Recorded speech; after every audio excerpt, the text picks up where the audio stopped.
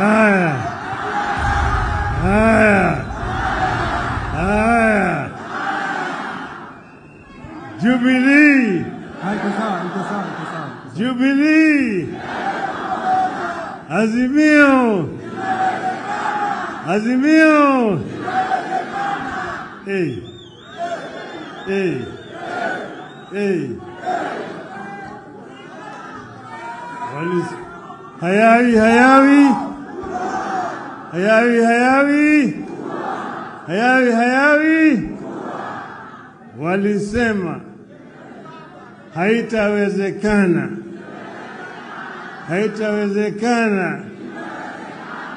Lakini wana Jubilee na wana Azimio wakawajibu ya kwamba ina na simefanyika sasa. Jubilee imefanya wajafanya. Azimio imefurahi hajafurahi.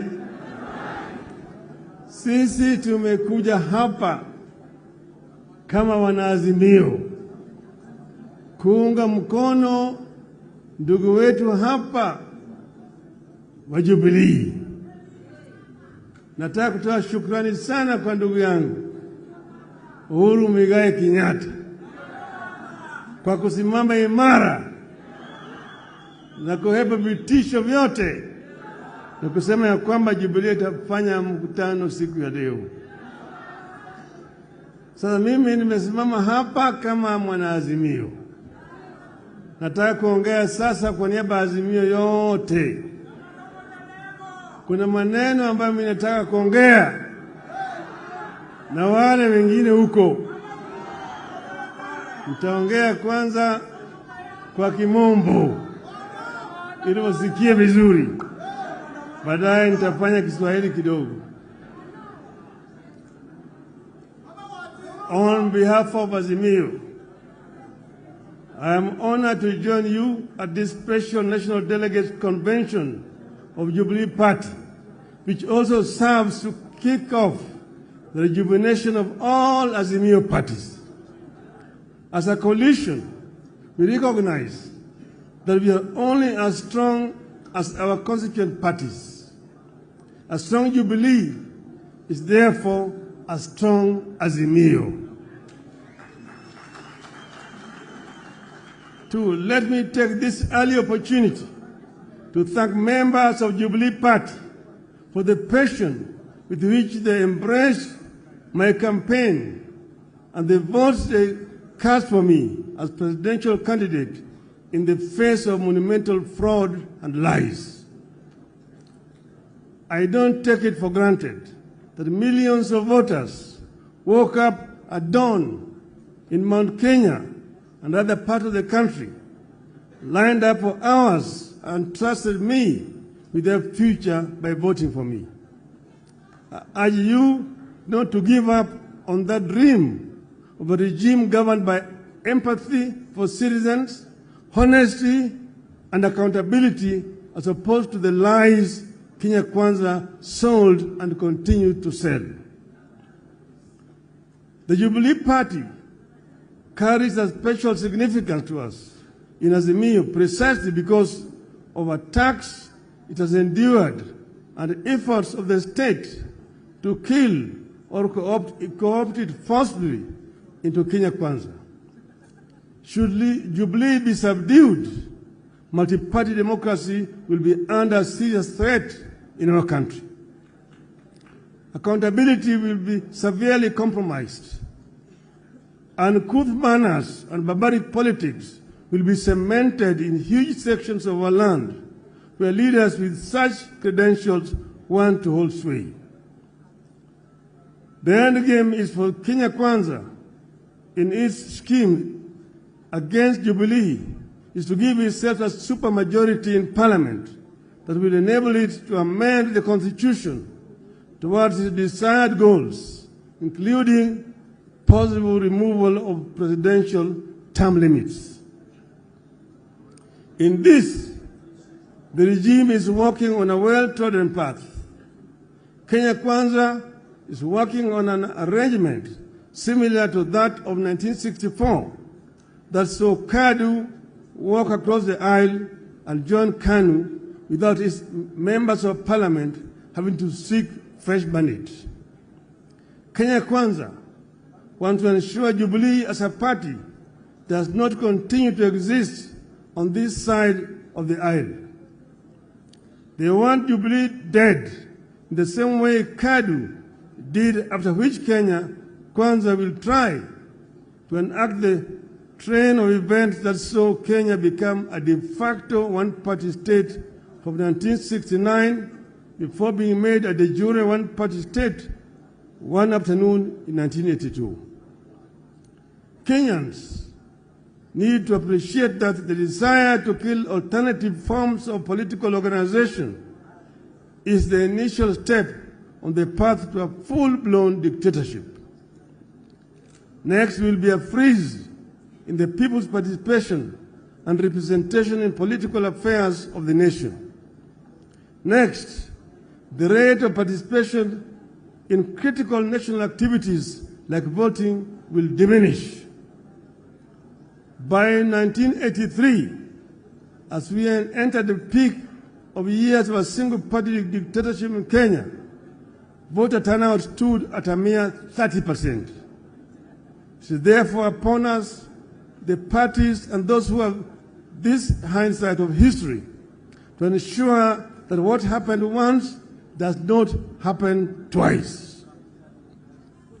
While those in government may think they will be insulated should the regime succeed in destroying multi-party systems, history tells us that as soon as the regime in power succeeds in killing opposition, it will turn inwards and kill debate and dissent within its own ranks. The governing party will become a tool of the office of the president to manage opposition from within and without. When that happens, only one voice will matter, that of the president. Even those politicians who now think they wield power in the government party will not know where they lost the plot. The people trying to kill or take over Jubilee and hand it over to Kenya Kwanza may not be fully aware of the complex schemes being plotted by their sponsors. They are mere pawns in a game that will eventually consume them. Kenyans will recall that one afternoon in 1982, a few excited members of parliament set and approved the making of Kenya a one-party state. Those excited men and women who voted aye that afternoon in 1982 thought they were punishing other people. A number of them became the very first victims of the snares they thought they were laying for others. Which is why Jubilee's war toward of Kenya Kwanza must be the war of every Kenyan who treasures freedom, the rule of law, and respect for human rights, including the right to associate and to hold and express views freely.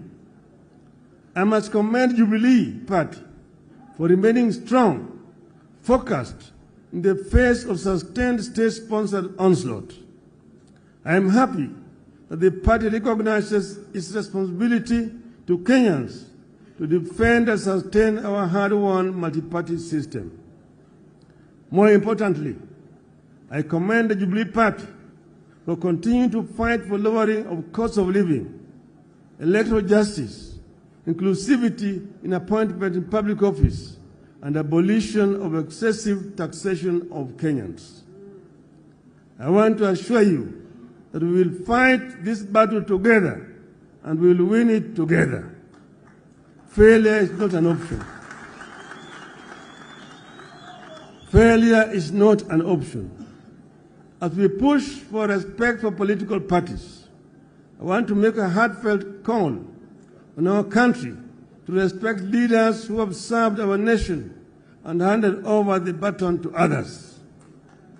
In the recent months, you have seen very uncouth, very primitive, and unwarranted attacks on the person and property for His Excellency Uhuru Kenyatta and his family, including the founding president, Mr. Jomo Kenyatta. Shame on them. Nothing could be more uncouth than what we have witnessed in this regard, especially when it comes from men and women who call themselves leaders, who expect to be respected once they retire, unless they plan to die in office.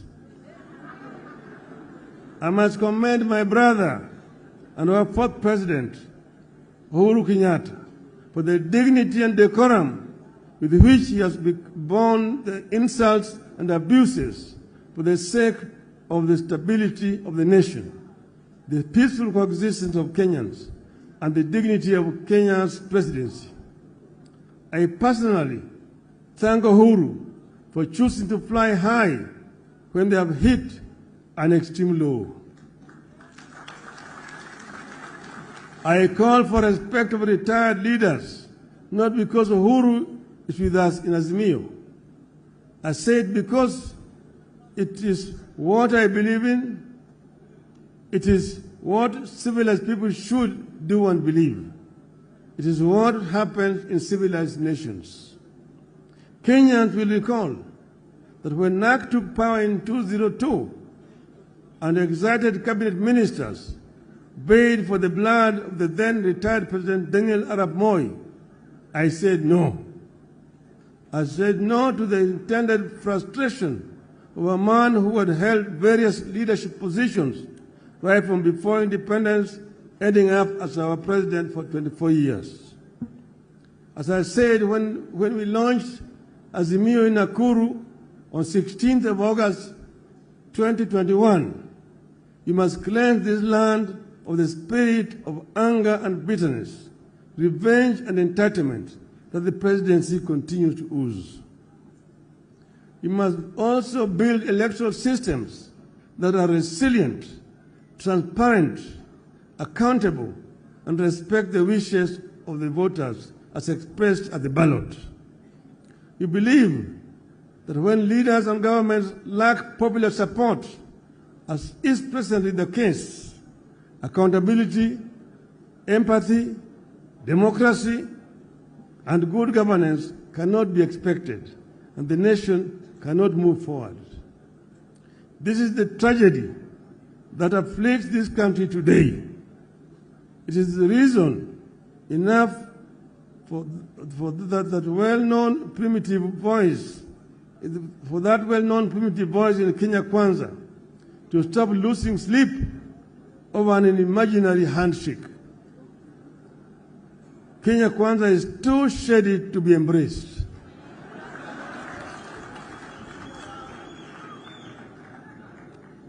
That is why we have agreed to give dialogue a chance. We embrace the talks to secure a good deal for Kenyans, and if the deal will not be forthcoming, Kenyans can be sure we will not pursue vain dialogue. Those who want to take over Jubilee are the same ones who live in the mortal fear over their positions and political future. They are the ones living in the nightmare of a handshake nobody is interested in. They want to destroy Jubilee not because it is weak, but because they recognize Jubilee is a force now and could be an even bigger force under threat in the years ahead. I urge you to stay focused in creating an atmosphere that will allow the country to take a critical look at traditions and institutions with a view to creating an atmosphere for constitutionalism to take off and thrive. I therefore encourage you to implement the resolutions of this convention with the confidence that the full force of Azimio la Umoja is covering your back. God bless Jubilee Party. God bless Azimio. God bless Kenya.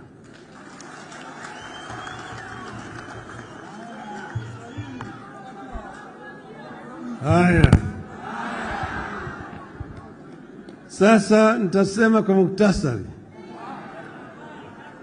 Swala nyeti ambayo tuko nayo hapa, kwanza ni mambo ya gharama ya maisha ambayo imepanda sana. Pili, bei ya unga imepanda, bei ya mafuta imepanda, bei ya sukari imepanda, hata karo ya shule imepanda na kodi ya nyumba. Sasa njia hiyo wanataka kuongeza ushuru. Juzi niliwaambia kwamba punda imechoka. Punda imechoka. Niliwaambia ya kwamba Wakenya hawawezi tena kumudu ushuru zaidi. Ile ambayo wanatozwa wakati huu nataka yapunguzwe. Manake Waswahili walisema ati kibebasho kikivuja nafuu kwa mchukuzi. Kwa hivyo mambo gharama ya maisha tutazidi kupigana juu yake. Pili ni mambo ya uchaguzi, mambo ya saba. Tulisema mpaka saba ifunguliwe. Juzi nilipoambia wanasema saba ilifunguliwa. Nikauliza ilifunguliwa wapi? Wanasema mambo ya uchaguzi ilikwisha. Sisi kama Wazimio si watu ambao wanalalamika kwa hovyo. Muliona hapa Bomas of Kenya kulikuwa na makomishina 7, Chebucheta na wengine na wawili na wengine 4. 4 walisema la, yale matokeo ya bwana Chebukati hayaki kwa kweli. Walisema namna hiyo. Paka wakatoka pale wakaenda kule Serena Hotel wakatoa taarifa tofauti na yale ya bwana Chebucheta. Kwa hivyo na baadaye jamaa kapiga firimbi na katoa matokeo ya uchaguzi wa halali. Kwa hivyo tunataka tuangalie hiyo 7 ili tujue ni kitu gani iko ndani yake. Ukweli hiyo ni sharti mpaka ifanyike. Mpaka ifanyike. 3, tumesema hatutaki kuona kama watu wanaingilia mambo ya ndani ya vyama vya Azimio. Kwa upande mmoja wanasema wanataka kuimarisha multi-party democracy, badilisha weka ofisi ya kiongozi wa upinzani katika bunge.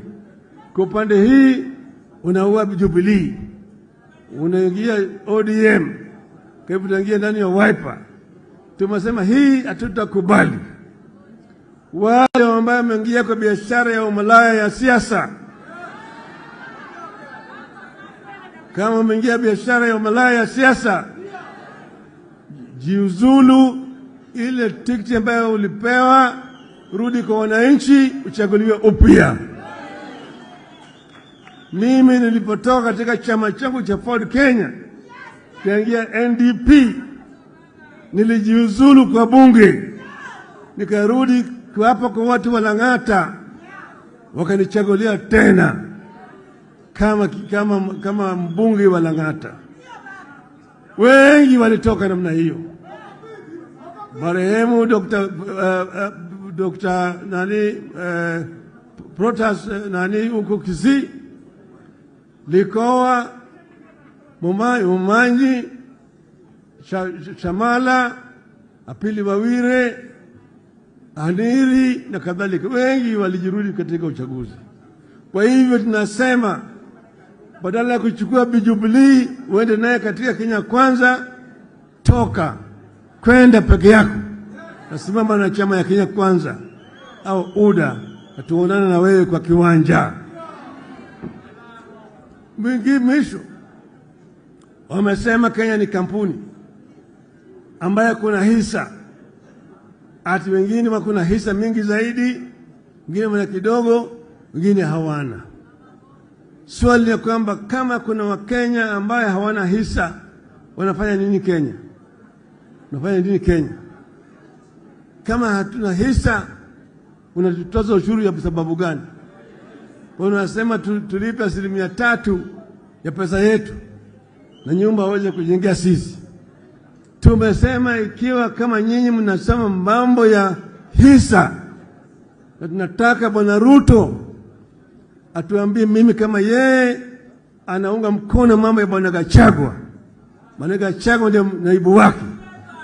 Ukisema ya kwamba Kenya ni kampuni, basi sisi tutakustaki, tunaenda kwa Umoja wa Mataifa tuseme tunataka self determination.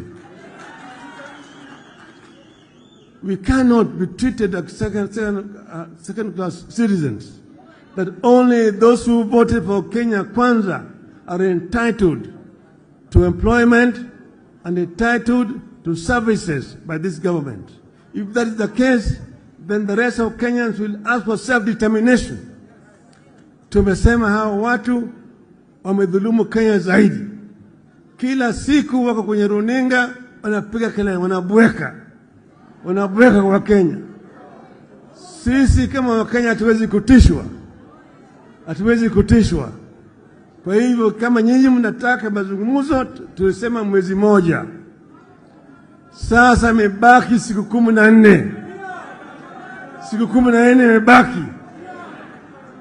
Kama yule kamati ya Otiende na yule mwenzake haijawezi kupata suluhisho kwa mambo matatu. Mambo ya gharama ya maisha. Pili, mambo ya saba. Na tatu ni mambo ya vyama ziwe huru. Tutarudi uwanjani. Na uwanjani sisi hatuwezi kutishwa. Tutasimama imara.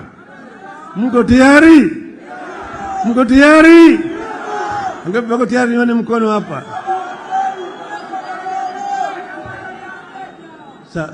Hawa walisema wao ni watu wa hasla. Sasa lugha ya hasla sasa imepotea. Hawataji mambo ya hasla tena hata kidogo. Wanaongea juu ya wadosi peke yake. Na wale wadosi ambao wanaongea juu yao ni wale ambao wanaiba rasilimali yetu. Umeona kashfa kila siku. Mambo hii ya ati neti ya umbu pale. Ni nani yuko pale? Si mnajulikana? Mnajulikana? Bwana Richieta na watoto wake. Watu wanajulikana. Mambo ya sukari.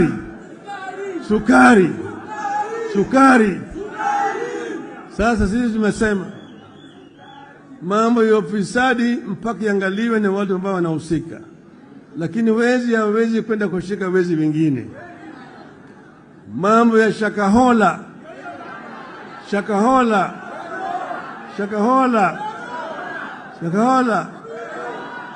Tulisema tuliona Bwana Makenzi katika Ikulu. Walikuwa naomba pamoja. Shakahola ni Statehouse Annex. Wale hawezi kufanya uchunguzi ya Shakahola. Ndio niwaambia Bwana Ruto, wewe koma kabisa, huna uwezo wa kuunda tume ya kufanya uchunguzi, wewe ni mshukiwa.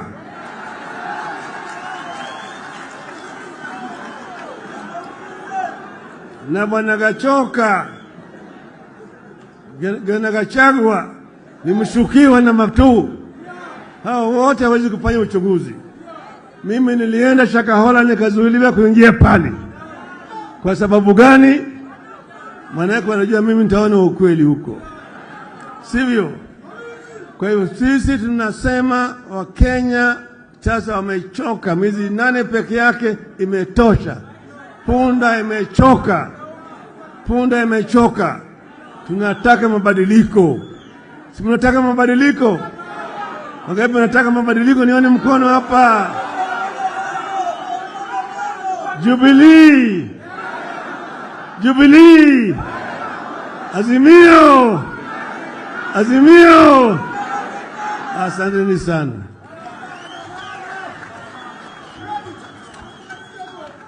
Asante sana baba. Asante sana baba Raila Odinga. Tumesikia hotuba zote. na ni shukrani kubwa. Asanteni sana. Nataka kumuita Mheshimiwa Shebesh kuja tunapomalizia, useme kwa kifupi shukrani kwa viongozi ambao wamekuja pamoja na yale. Wakwani, Mheshimiwa Cheriot kutoka Baringo. Tuko na Mheshimiwa Kamau wa Raila kutoka Murang'a. Wengine wanatambuliwa na Mheshimiwa Eugene Wamalwa. Asanteni sana na Mungu abariki. Thank you very much. Asante sana. Nataka kumuita aliyekuwa governor kule pande ya Murang'a, Mheshimiwa Mwangi wa Ilia, akuje aseme na sisi. Karibu governor. Huyu wachezi. Jubilee.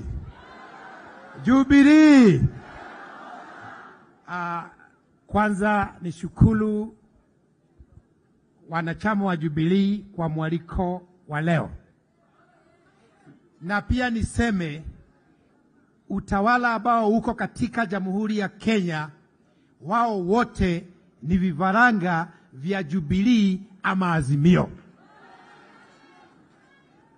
Hiyo vita ambao unaona wakileta, wanajua ya kwamba walizaliwa, wakalelewa, wakanyonyeshwa, wakafundishwa na chama cha Jubilee.